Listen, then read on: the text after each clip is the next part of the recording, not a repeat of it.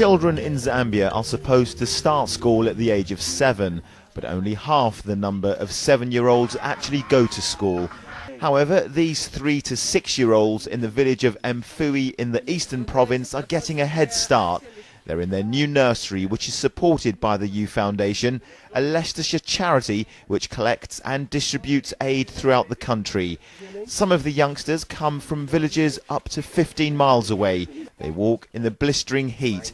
Today they've been given new toys to play with. The nursery won't have desks and chairs, but it will have a teacher who will inspire and motivate them. The whole setup basically was to wipe illiteracy.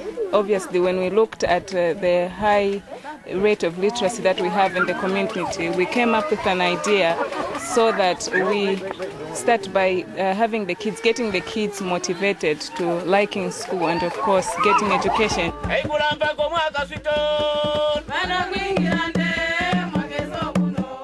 400 miles away in the village of Mutakwa, a special thank you song for the charity. Villagers now have a health clinic, a 50-acre farm, a tractor, running water and desks and chairs for the local school. A new nursery will be built by October. The charity encourages people to become self-sufficient. We're going to have sort of subsistence farming training for the children, because not everybody's going to have a job that's going to require their academic intelligence that we give them. A lot of them are going to have to use their hands to dig the soil to grow the food. So we'll teach them subsistence farming. Also, there will be a secondary school. At the moment, because there is no secondary school here, they have to walk up to 20-25 kilometres just to get to Lusaka. Many tourists who come to see the country's amazing sights don't see the poverty, the reality, what life is really like for the average Zambian. And the locals never experienced the thrills of whitewater rafting or bungee jumping from a bridge on the Victoria Falls. Every year the ufoundation gives villagers the opportunity to try an activity they've never tried before. Today it's the turn of Malindi and my friend here who's called Doctor, and we're going to go up in a helicopter ride. Are you excited? Yes, I am. Okay, let's go. I'm a test the sky. Gotta testify. Come up in the spot looking extra fly. Yeah. For the day I die, I'm a test the sky. Now let's take them high.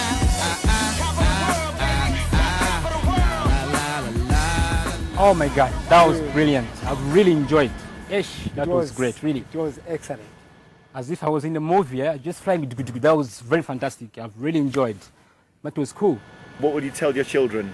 I'll tell them, I know the actual formation of the fall. Everywhere you go, you see children smiling, even when they have to fend for themselves. This 3-year-old boy has just finished cooking for himself on a hot stove.